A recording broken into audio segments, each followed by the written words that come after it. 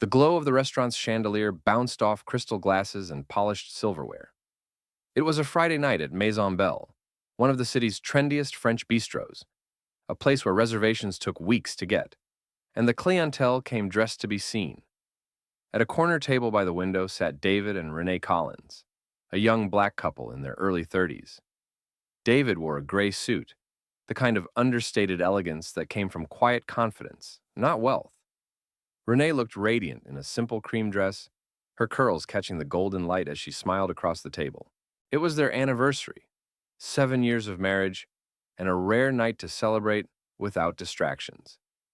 But not everyone in the room shared their sense of joy. From across the dining area, Ryan, a white waiter in his mid-20s, watched them with a faint frown. He was new to the job, still learning the ropes, but his arrogance had already earned him a reputation in the staff lounge. When the maitre d' gestured toward David and Renee's table and said, "Table 12, that's yours," Ryan hesitated.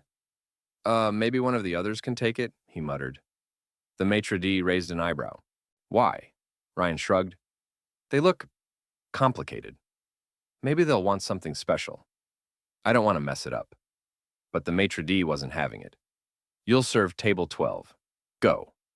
Ryan plastered on a fake smile and walked over, menu in hand. "Evening," he said curtly. "Can I get you something to drink?" David smiled politely. "Yes, I'll have a glass of the house red." "My wife, I'll just take water," Renee said gently. Ryan scribbled something without looking at them. "Right, I'll be back." He wasn't. 15 minutes passed. Other tables got their drinks, their bread baskets, even their appetizers. Table 12? Nothing. David tried to keep his tone light. Maybe he forgot. Renee shook her head. He didn't forget.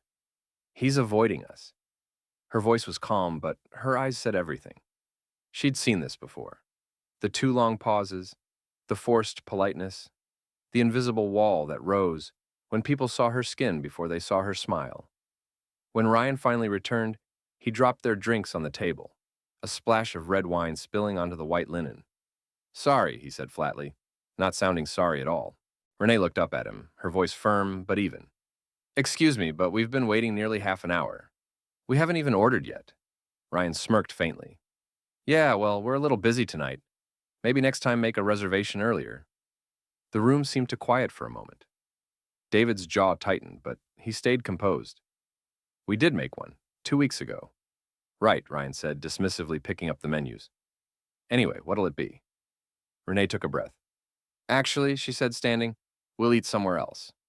Ryan shrugged. "Unsuit yourselves." They left without another word, the maitre d' calling apologies behind them. Ryan barely looked up. He thought he'd won, that he'd brushed off another difficult customer. But outside, David squeezed Renee's hand gently. "You okay?" She smiled sadly. "Yeah, just tired of it." He nodded, looking back at the restaurant's glowing sign. "You know what's funny? I recognize that guy. He applied at my company last month. Didn't make it to the interview stage." Renee blinked. "Are you serious?" "Yeah," David said with a faint grin. "But he'll get another chance soon.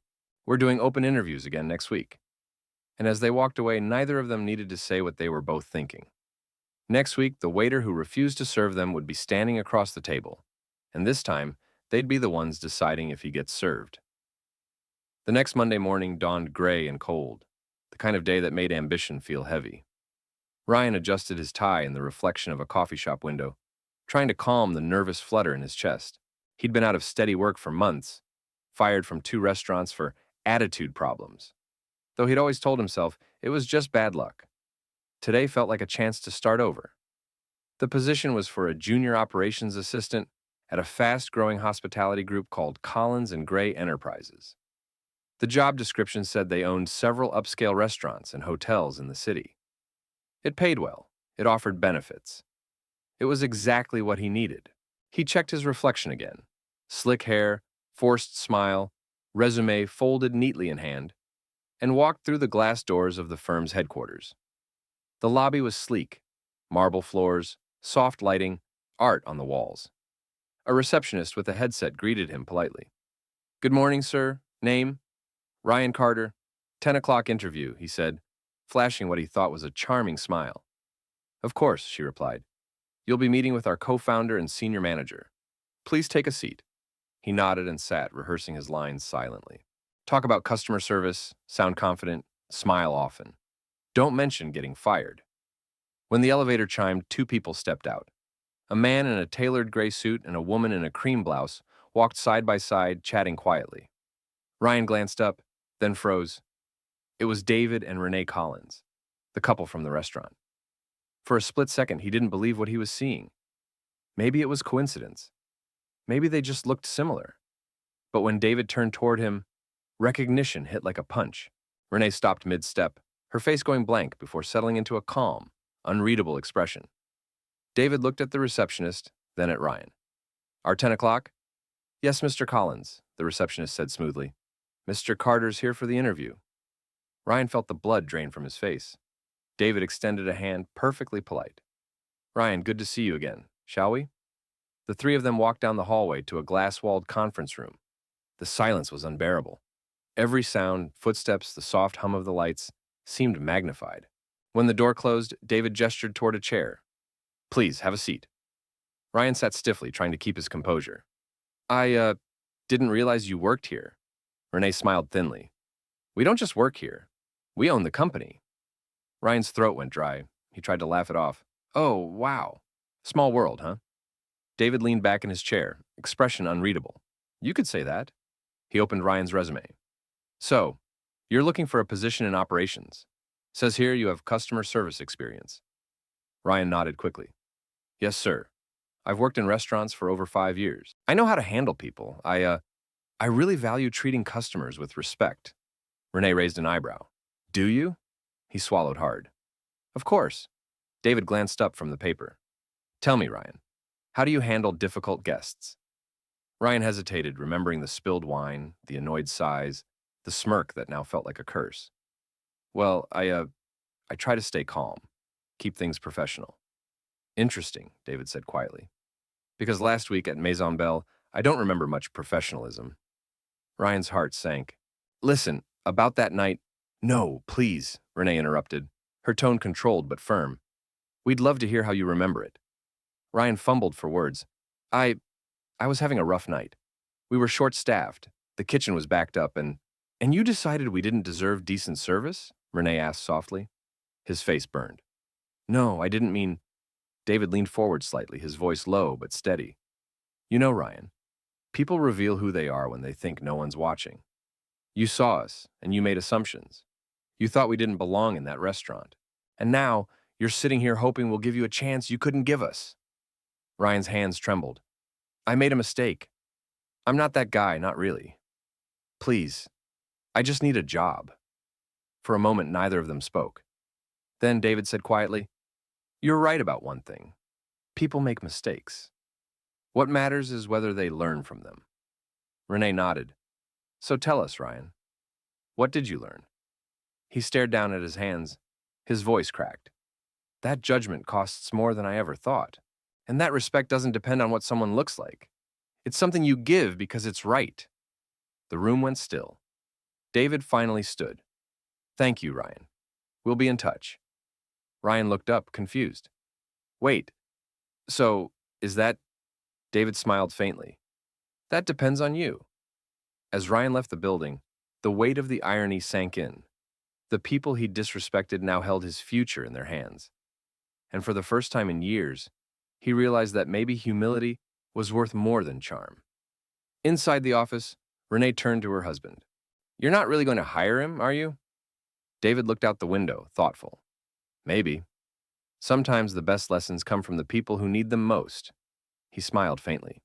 "Besides, who better to teach him what real service looks like than the people he refused to serve?" The first morning at Collins and Gray Enterprises felt like a punishment wrapped in a second chance. Ryan stood in the company lobby, clutching a notepad and trying not to look out of place among the sharp-dressed employees moving with purpose. He'd barely slept the night before. When the email came saying, "You've been hired on a 60-day probationary basis," he'd been stunned. He didn't deserve it, and he knew it. But maybe that was the point. When he stepped into the open office, David Collins greeted him with a polite nod. "Morning, Ryan. I'll be overseeing your orientation personally. Follow me." The day began with the basics. policy briefings, scheduling, the firm's values. Ryan noticed that everyone he met, from the receptionist to the senior directors, carried themselves with calm confidence. The culture was different here: professional, warm, inclusive. It wasn't about hierarchy, it was about teamwork. It was everything he hadn't been. After lunch, David led him into a meeting room where Renee was speaking with a small group of new hires. "We don't just run restaurants," she said. "We build experiences. And experiences are built on respect, not the kind that's demanded, the kind that's earned." Her eyes flicked toward Ryan briefly before continuing. "Everyone who walks through our doors deserves to be treated like they belong there, no exceptions." Ryan listened in silence. Every word felt like it was meant for him, not as punishment, but as something heavier, truer. Later, as the others left, Renee stopped him. "You doing all right?" she asked calmly. He nodded.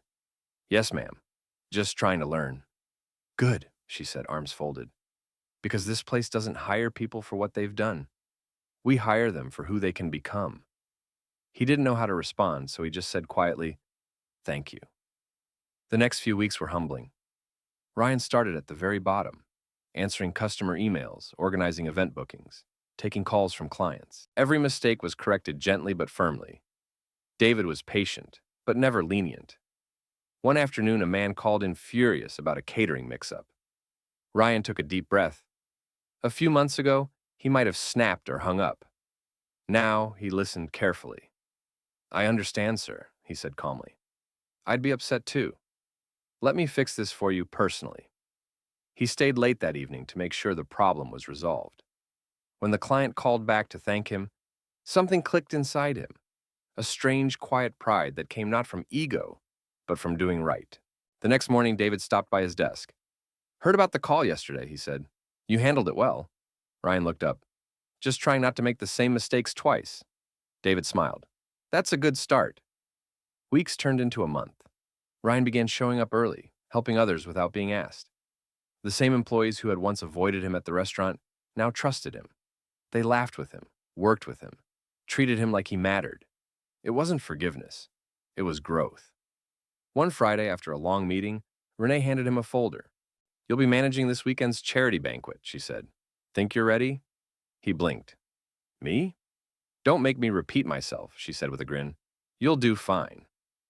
That night, as Ryan stood in the banquet hall checking seating charts, he caught sight of himself in a mirror. Same face, same tie. But the man staring back wasn't the same. He wasn't angry anymore. He wasn't afraid of people who looked different from him. For the first time in his life, he understood what respect really looked like, and how much power it carried. When David and Renee arrived later that evening, Ryan met them at the door. "Everything's set," he said. "Guests are being seated, staff's briefed, and the chef's ready." David looked around, impressed. "You've done good work, Ryan." Ryan hesitated, then said quietly, "I owe that to both of you. You didn't have to give me another chance. Most people wouldn't have." Renee smiled. "Maybe not. But people change when someone believes they can." Ryan nodded, emotion tightening his throat. "I don't know how to make up for what I did." David placed a hand on his shoulder. "By never doing it again." When the night ended and the guests left smiling, Ryan stood by the door, watching the lights dim. He thought about the night at Maison Belle, the arrogance, the cruelty, the way he'd treated two strangers like they were beneath him. And now, those same people had given him not just a job, but dignity. In that moment, he understood something deeper than any apology could say. Sometimes the people you look down on are the ones who end up lifting you higher.